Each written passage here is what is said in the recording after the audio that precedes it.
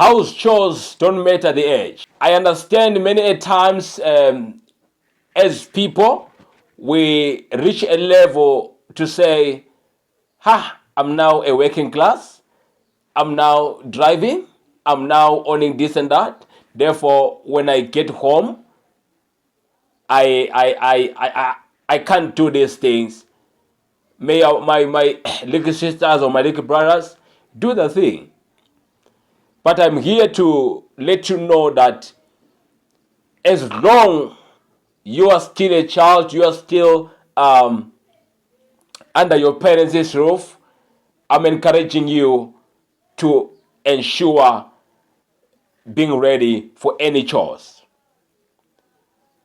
Yes, some people, for those reasons that I've just mentioned, they just leave chores for their mothers because maybe they have retired. They just leave house chores for their fathers, maybe they have retired. Or even not yet, but all that you think around is to say, my parents will do the rest, my parents will do the thing, but I can't do these things anymore, I'm no longer a child. But the fact that you are under your parents' roof, this is an encouragement to you.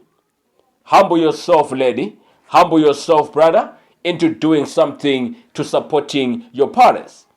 It's very important that you humble yourself into earning more blessings from your parents, supporting them, make them feel proud of you, make them feel you are still a child to them, make them feel wow when they see you around. I mean, be different among your parents' children. Let them have a feel whenever you are around. I've heard some parents say, when so and so is around, I just feel warm because they are working so harder in the house. They are well supporting me. They are well making sure that this is there, this is there. When things are not available, they ask, how can I be of help? So those things, such characters make our parents excited of us, makes them release more blessings into our lives. We need more blessings. Remember when I spoke about a parental blessing, I mentioned that a parental blessing is not an overnight thing. It is therefore a process. Our parents releases a parental blessings gradually, and you still need that package. Despite you are employed, despite you now feel classy not to do house chores, no matter how you feel you've become, ensure to humble yourself into best supporting your parents are going further. You might be saying maybe the Shalom man is talking about those who are still under their parents' roof. Even you who are now living with your own family elsewhere. When you reach out to your parents' house, your parents' home, see what you can do to make a difference. Make your parents feel you've not left them completely. Ask them, what can I do, ma? Ask them, can I do this? Be available. Our parents, many times, as they age, they feel their own children abandon them. I don't know if you've realized that. But I'm here to encourage you to say, be a difference maker among many. Do something to make a difference. Make your parents never reach a level of feeling maybe you've rejected them. Maybe you've abandoned them. Maybe you've gone too long without reaching out to them. Be available to your parents. They need your support. They need your strength. No matter how wealthy you have become, no matter how popular you have become, perhaps your parents are now living in rural areas.